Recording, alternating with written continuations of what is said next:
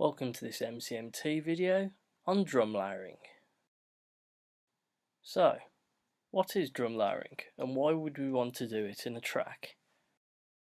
Drum layering is the action of blending more than one drum sample together to create a hybrid. So, why would we want to create a hybrid drum? Well, not everybody has a top studio of their own to record drum samples in. A large amount of music producers rely on sample packs which are pre-recorded for them.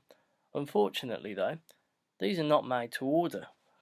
Quite often, you might find yourself endlessly searching for a drum sound that you just haven't got. But you may find two samples that you do like certain tonal qualities of. By using drum layering to create a hybrid, we can take the best elements of both of the sounds we've heard. Drum layering is a very common technique, and the use of drum layering allows a producer more control over the tones of a drum and can also add a width and depth to the overall sound. So then, how can we go about this? For this tutorial, let's just focus on the kick drum. I'm using Logic Pro X for this, but you can do this in many ways, in many other digital audio workstations. It can also be done in drum machines entirely. Open to software tracks or more if you want to allow more than two drums. Name the tracks so you know which kick is which. For this demonstration I'm using one kick drum for the sub frequencies and one for the top frequencies.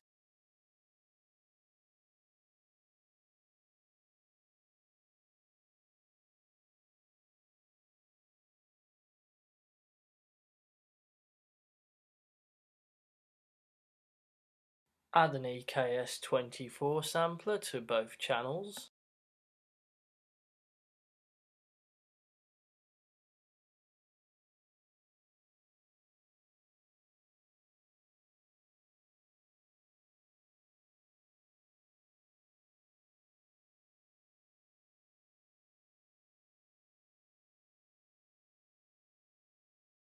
Audition some drum samples to choose which ones you like and for which properties.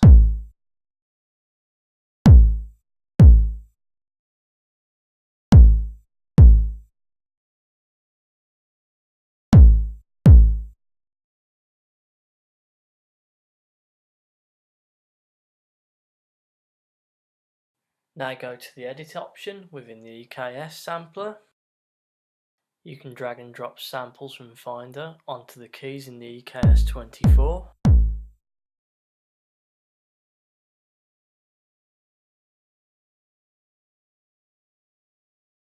At this point you might want to save this as an instrument.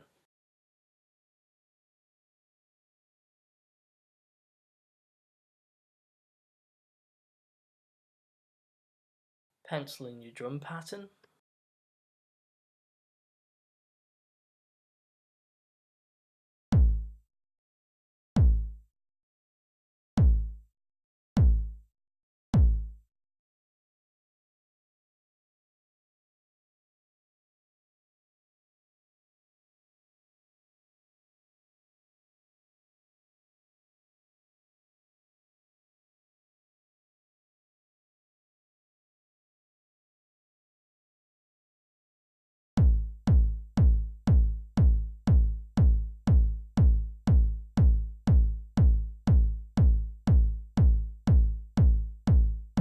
Now insert an EQ onto this drum channel. Using a frequency analyzer is always a good idea.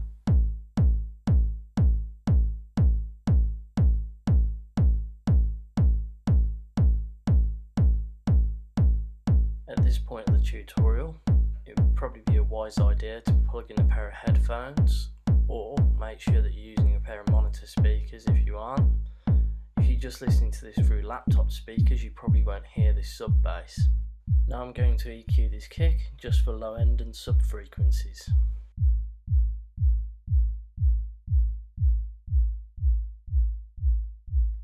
Most clubs, sound engineers and even stereo systems rarely use below 35 Hz in the frequency range.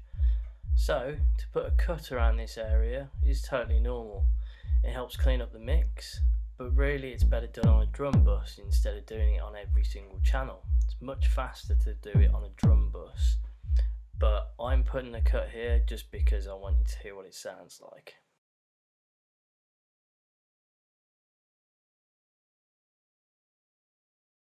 So now what I'm going to do is work on the kick that's going to be supplying most of the high-end frequencies.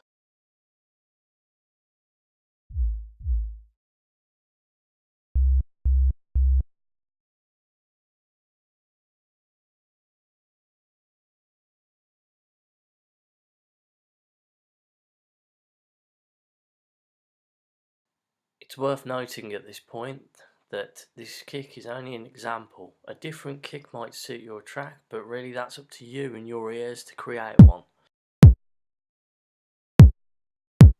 There's a bit of punch and a bit of sound of the beater here, which is what I'm after.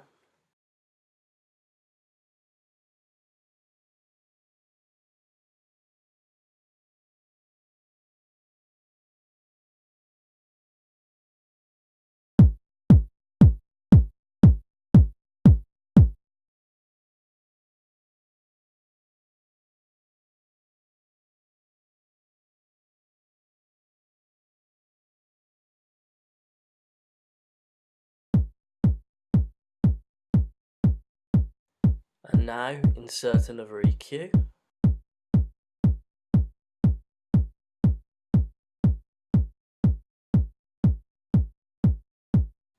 We can see from the frequency analysis in the EQ that this kick is much higher than the other kick was.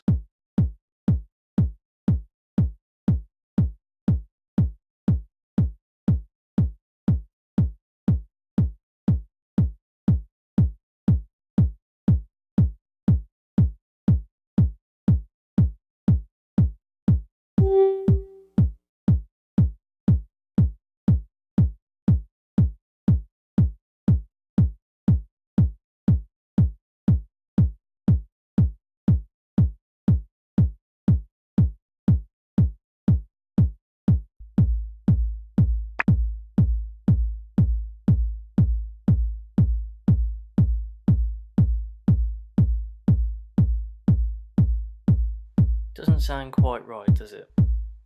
The chances are these two kicks are actually out of phase, but that's not a problem, we can sort that out.